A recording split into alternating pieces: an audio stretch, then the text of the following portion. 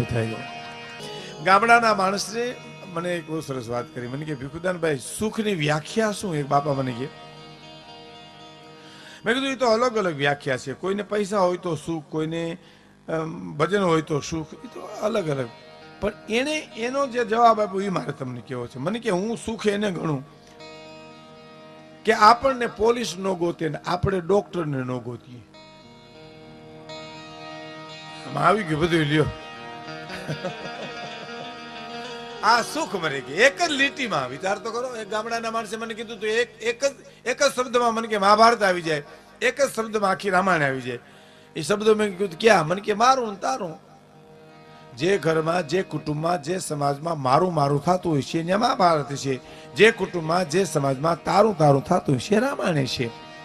હે, કલકત્તામાં મારો ગુજરાતી સમાજમાં પ્રોગ્રામ હતો. એક ભાઈ આવ્યા મને સ્ટેજ ઉપર.